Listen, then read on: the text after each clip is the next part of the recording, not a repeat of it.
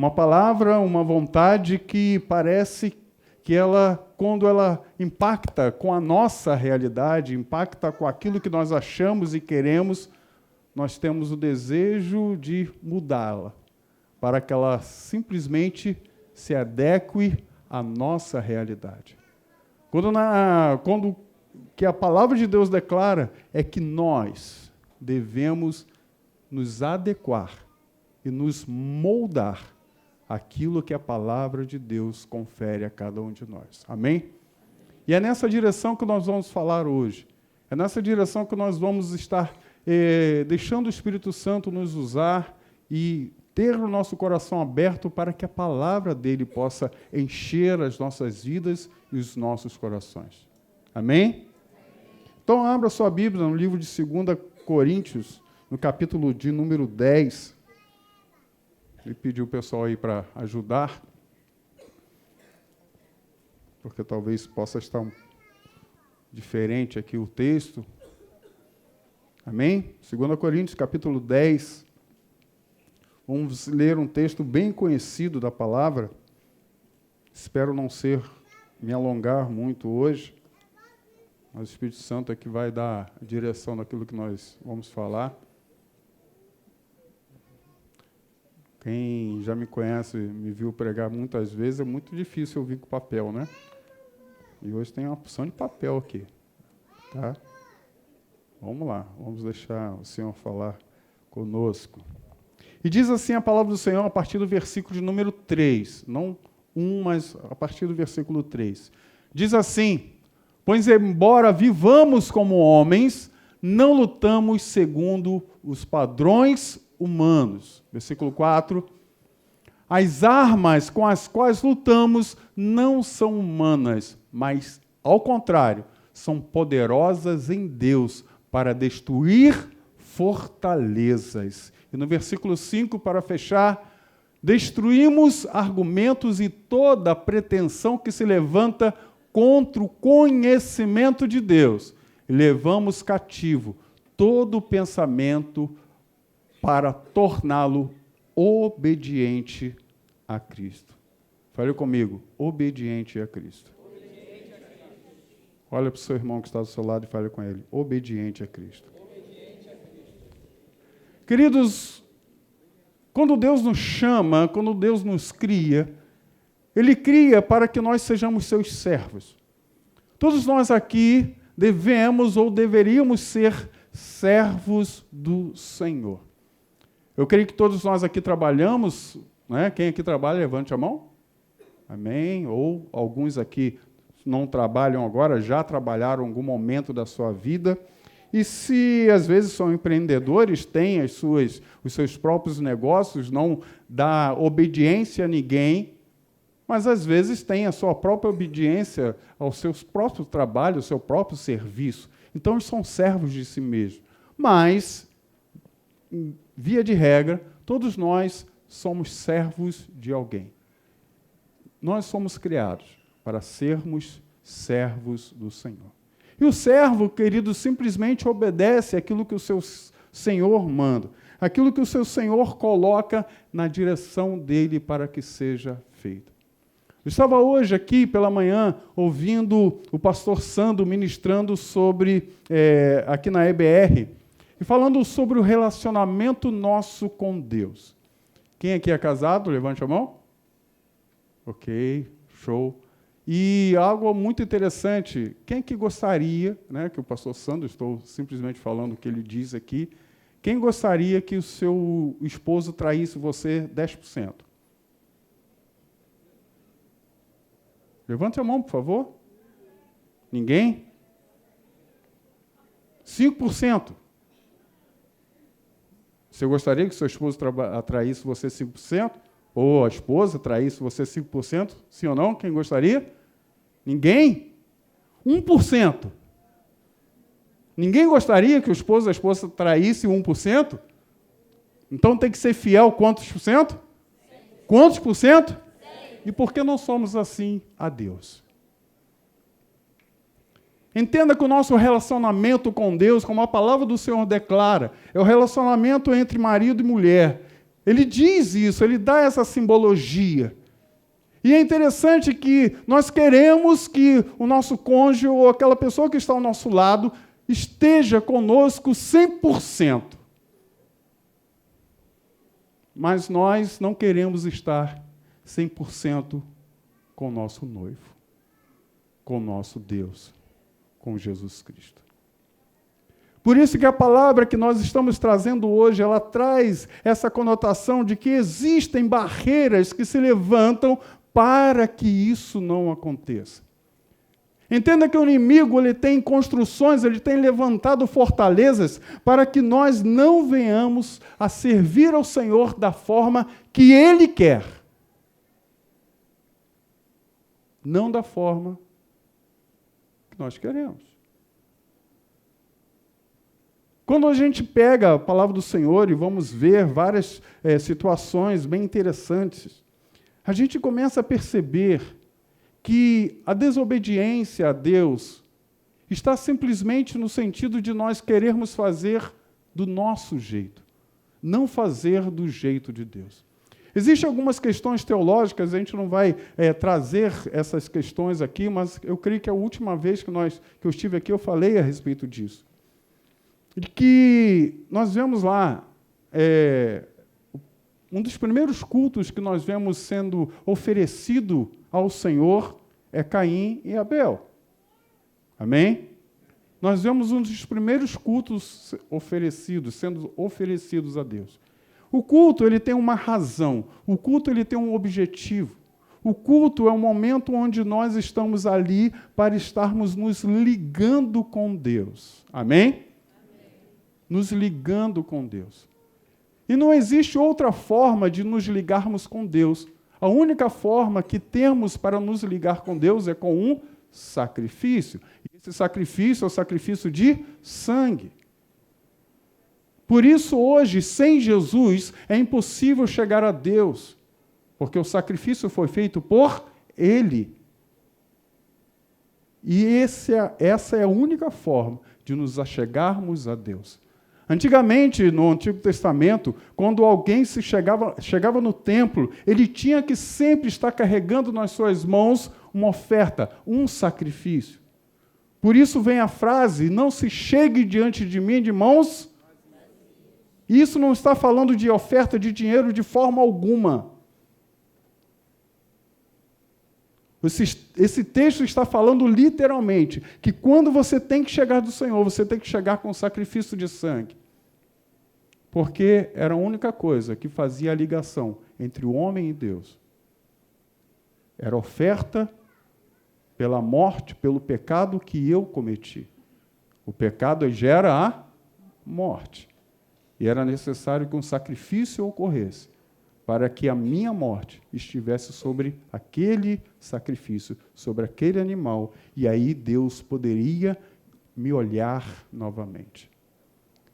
E aí nós vemos o primeiro culto acontecendo. Primeiro momento de culto acontecendo. Caim e Abel. Abel chega diante do Senhor e entrega o quê? Uma oferta de sangue. Caim chega diante do Senhor e entrega o melhor que ele tinha das suas hortaliças, das suas plantas, daquilo que ele estava colhendo. O Senhor olha para qual oferta? A oferta de Abel ou de Caim? De Abel, porque a oferta de Abel era uma oferta de sangue, de sacrifício. Por isso o Senhor olha para Caim e diz assim, cara, se você tivesse feito direito, eu olharia para você. Então entenda que nesse momento foi o primeiro instante em que o homem ele decide fazer um culto a Deus da forma que ele quer. Da forma que ele achava ser a melhor forma possível. E quando Deus olha, Deus não aceita aquela forma. Porque não é a forma que nós queremos, é a forma que Deus quer. Olhe para o seu irmão e fale, é da forma que Deus quer. Amém? Outro momento muito interessante que nós vemos nesse instante, pegando desde o início, Queridos, Satanás, o inimigo, ele sempre tenta levantar fortalezas para impedir que nós estejamos com o Senhor de forma plena.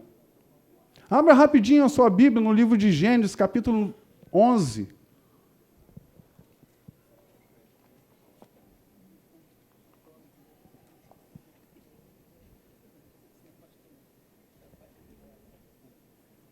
Amém?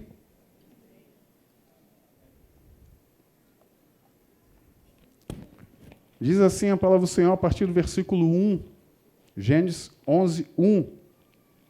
No mundo todo havia apenas uma língua e um só modo de falar. Saindo os homens do Oriente, encontraram uma planície em Sinear e ali se fixaram. E disseram uns aos outros: vamos fazer tijolos e queimá-los bem. Usamos tijolos em lugar de pedra e piche em vez de argamassa. E depois disseram: vamos construir uma cidade com uma torre que alcance os céus. Assim nosso nome será famoso e não seremos espalhados pela face da terra. Deus tinha dado uma ordem ao homem, que era crescer, se multiplicar e espalhar pela terra. Deus já tinha vindo com o dilúvio, Deus já tinha vindo com o juízo sobre a face da terra, porque o homem estava totalmente depravado, e Deus vem com o dilúvio. E nesse momento, eles tentam construir uma torre. Eles intentam construir uma torre. Eles colocam o nome dessa torre. Qual é o nome dessa torre? Babel. Queridos, Babel significa portal de Deus. Tá? Bab é o portal de Deus. Babel e Babilônia é a mesma palavra, tá? Só estão em idiomas diferentes. Então, Babilônia, Babel é a mesma coisa. Então, eles colocam essa torre, que colocam esse nome Babel, portal de Deus. Só que a gente, às vezes, imagina que quando colocamos essa palavra portal de Deus, é um portal para Deus passar. Não. Na realidade, eles fizeram uma porta para Deus, não? E aí nós começamos a observar essa torre. Uma torre muito interessante. Uma torre que tinha o objetivo de tocar os céus. Você sabe por que o objetivo de tocar os céus? Deus poderia mandar o juízo que fosse. E lá em cima, eles estariam seguros. Ou seja, eu posso pecar contra Deus da forma que eu quiser, fazer o que eu quiser. E quando Deus mandar o dilúvio, mandar o juízo, eu estarei seguro no topo da torre que eu criei. E é interessante quando nós olhamos os elementos dessa torre. Essa torre utiliza alguns instrumentos ali, alguns materiais para construir. Ele diz tijolo em lugar de pedra e betume no lugar de... Queridos, não pense que isso é à toa. O objetivo deles é, literalmente, fazer algo totalmente contrário à vontade de Deus. Quando nós olhamos pedra, quando nós lemos na Bíblia pedra, rochedo, rocha, nós lembramos de quem? Cristo, Jesus. E o tijolo, quem faz? Ou seja, eu estou tirando a pedra, eu estou colocando o tijolo no lugar. Eu estou tirando a rocha e estou colocando a construção feita pelas mãos dos homens. Eu estou tirando um fundamento precioso e que realmente vai estar sustentação a tudo que existe para botar uma sustentação literalmente humana. Como eu falei, existem palavras que têm alguns significados bíblicos, que carregam significados. A arca que nós vemos ali antes com Noé, ela era betumada por dentro e por fora.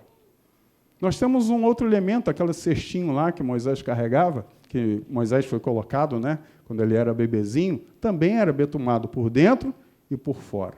Betume, ela tem uma característica, a palavra betume ou piche, ela tem um simbolismo também na Bíblia, e esse simbolismo é a salvação. Antigamente, a própria estrutura, A própria construção era feita com pedras, como tinha falado, e quando ali ia assentar a pedra, eles colocavam argamassa, que era geralmente um gesso, né, naquela época, bem calcário, e colocava as pedras sobre aquele local. Então, eles tiraram as pedras e colocaram o quê? Tijolos. Mas eles tiraram a argamassa e colocaram betume no lugar. O que eles estavam querendo dizer? O que o construtor dessa cidade estava querendo dizer?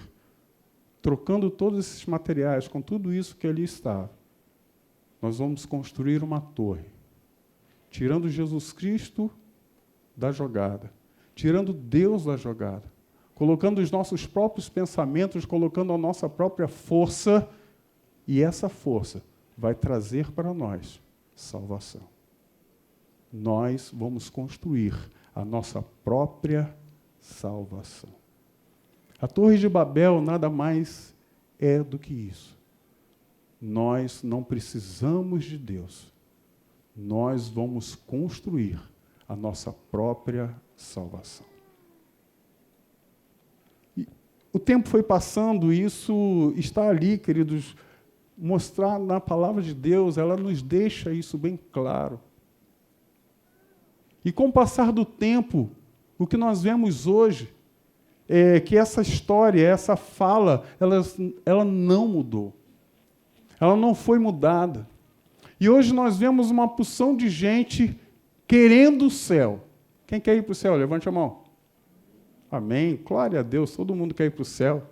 Né? Como foi falado, a gente não sabe quando, né? Qual momento que isso vai acontecer, mas não importa. Mas todos nós queremos ir para o céu, nós queremos. Amém? Queremos estar com o Senhor. E você entende que o céu é do Senhor? Sim ou não? Sim. E você entende que só vai para o céu quem Ele quiser? Amém? Mas Ele deixou uma regra. Essa.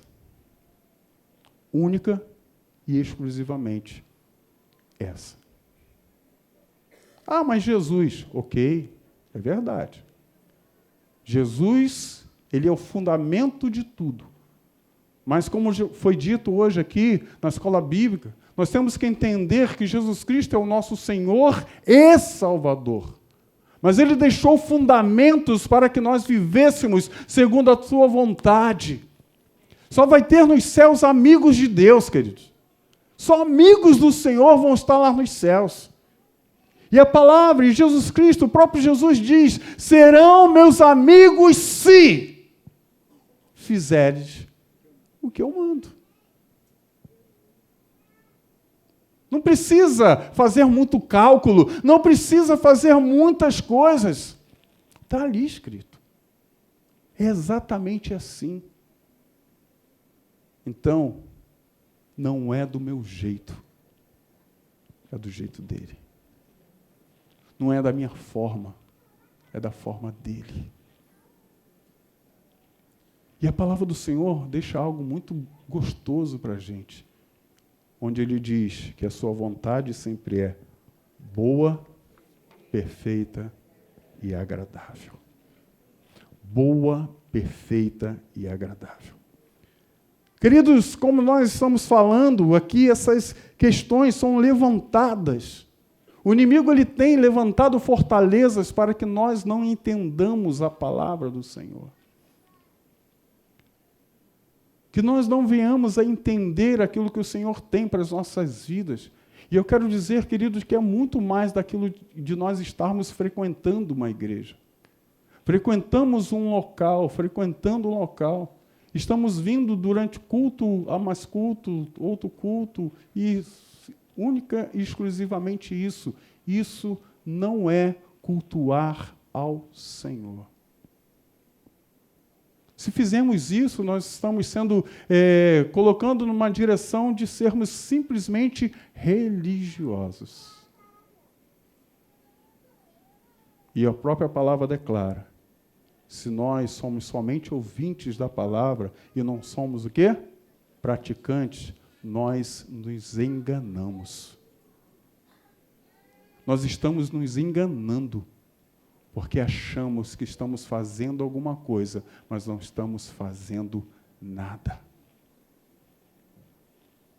Nada.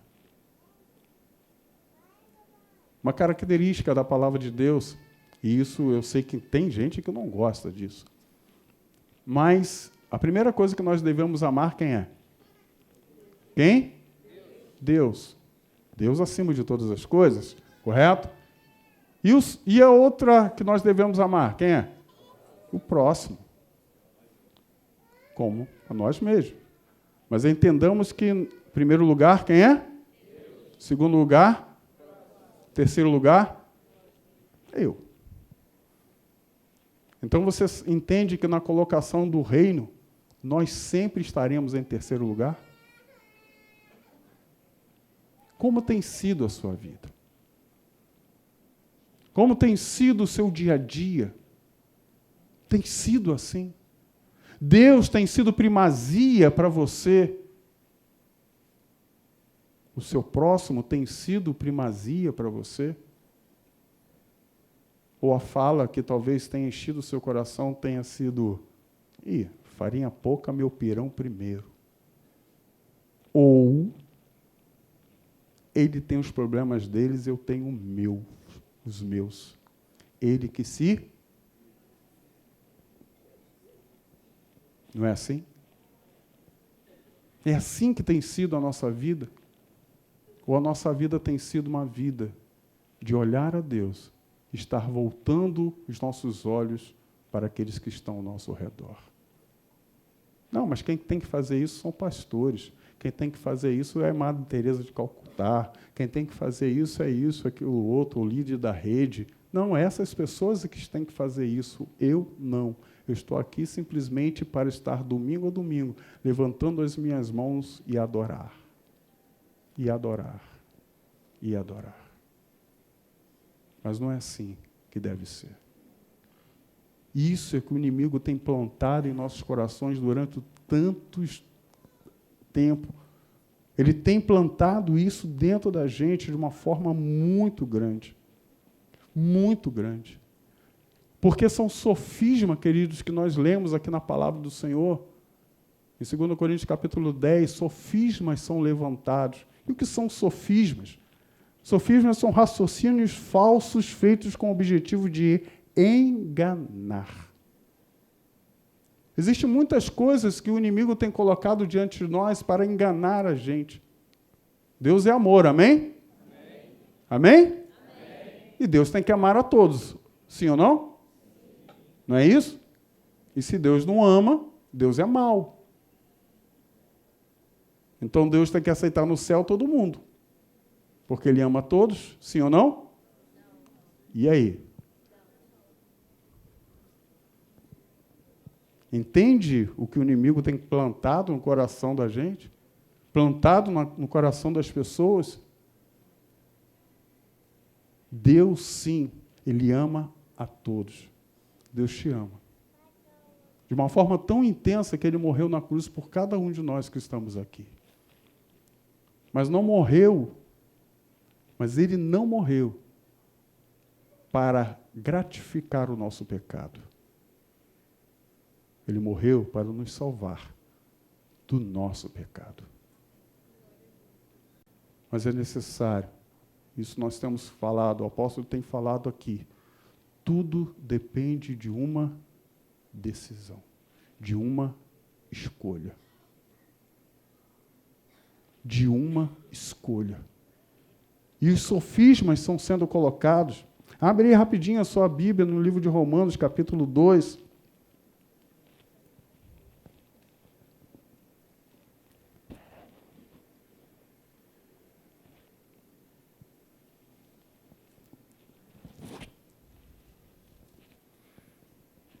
Diz assim a palavra do Senhor, a partir do versículo 15.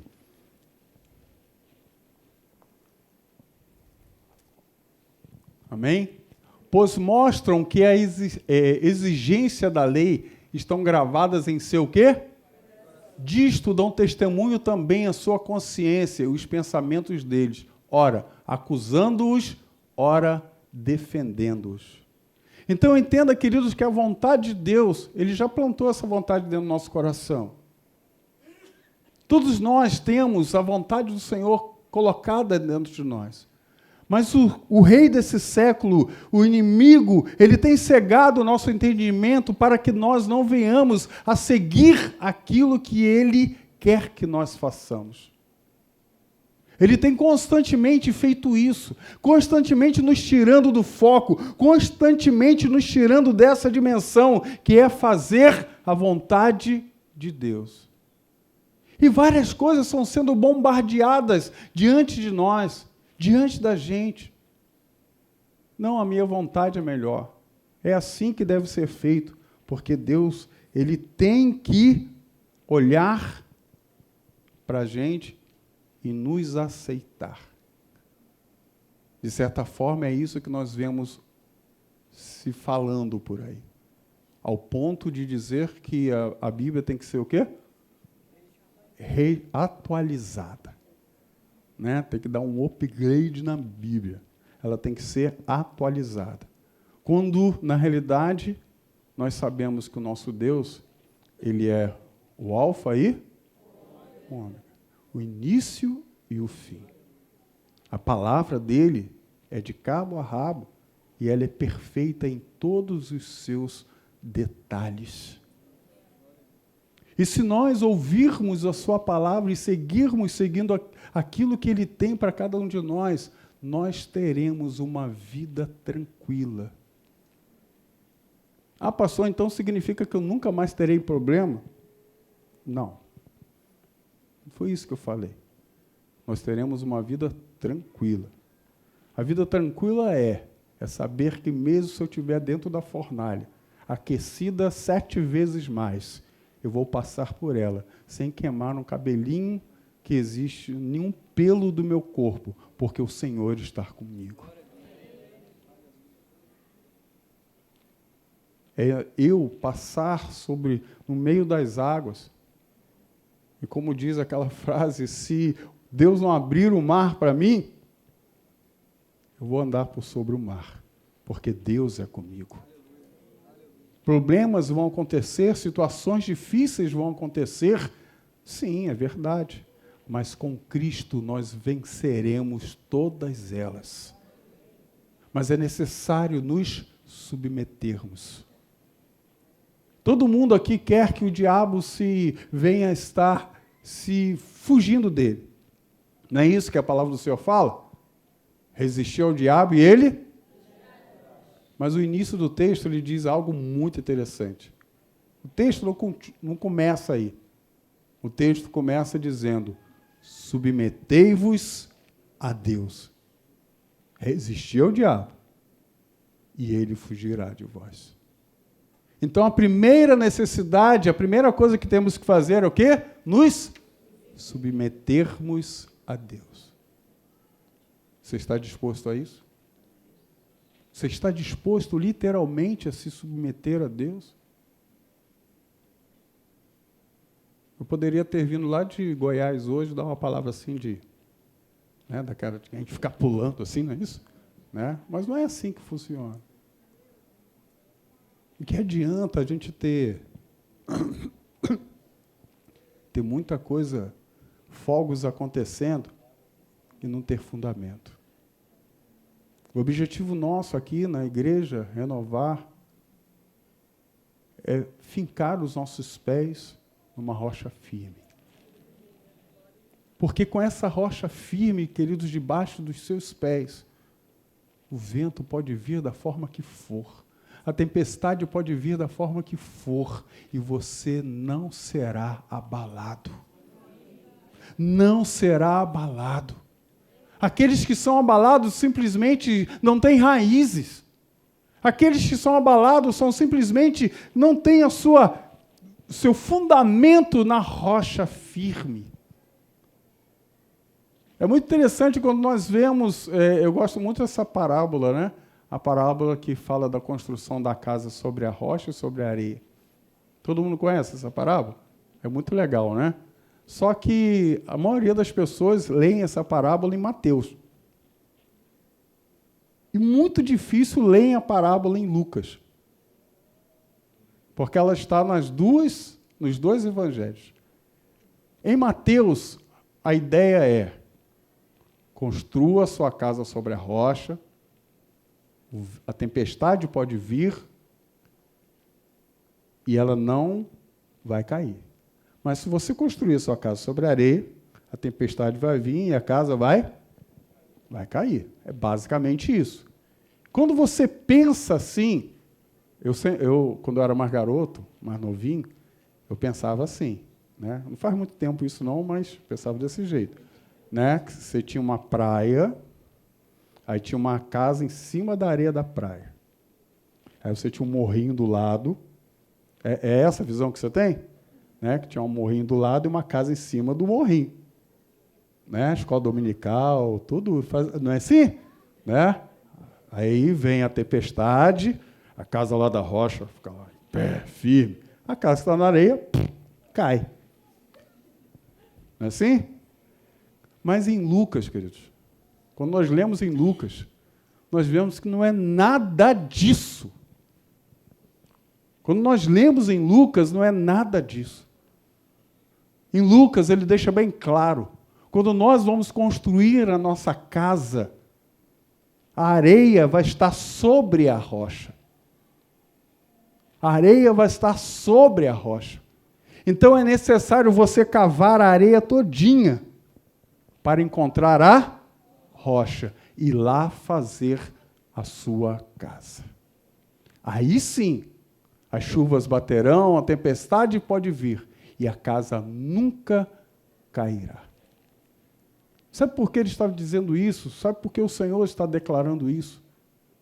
Porque, infelizmente, queridos, muitos de nós somos superficiais em buscar o Senhor.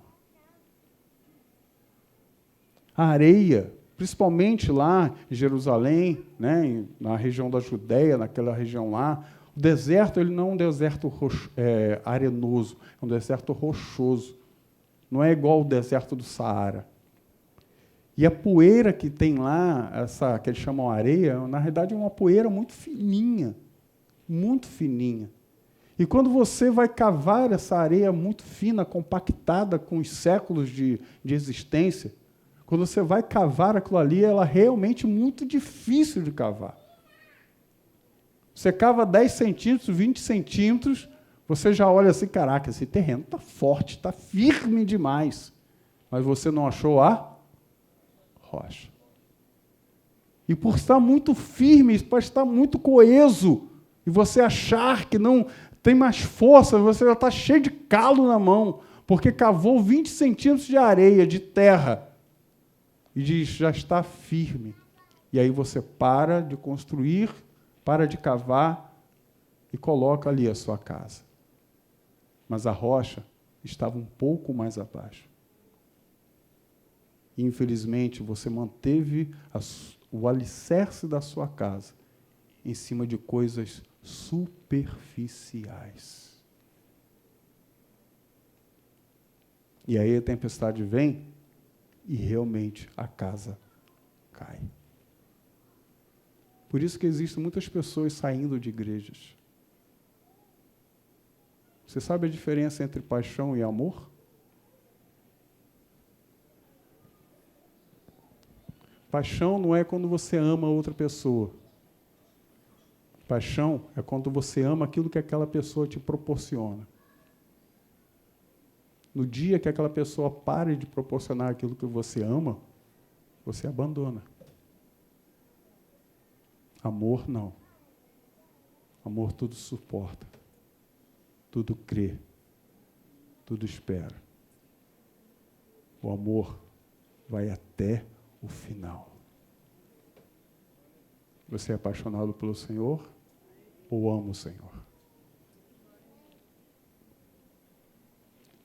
Infelizmente, muitas pessoas entram dentro da igreja e simplesmente se apaixonam por aquilo que ela pode oferecer, mas não tem seus alicerces fincados na rocha verdadeira. E aí nós vemos uma porção de gente, quando vem uma situação complicada, vem uma situação um pouquinho diferente, as pessoas vêm e simplesmente desistem de estar na casa do Senhor. Porque elas não tinham a sua vida fundamentada na rocha. E Deus, Ele quer que você esteja fundamentado naquilo que Ele tem para a sua vida. E é interessante, quando nós começamos a falar, hoje nós estávamos conversando com Pamela e Vitor, e falamos sobre essa questão de raízes, né? Ela falou até que ministrou sobre algum lugar falando sobre isso. E é interessante, queridos, que quando a gente vai nos desertos, né, a gente acha oásis no meio do deserto. E uma característica do oásis são palmeiras que existem lá.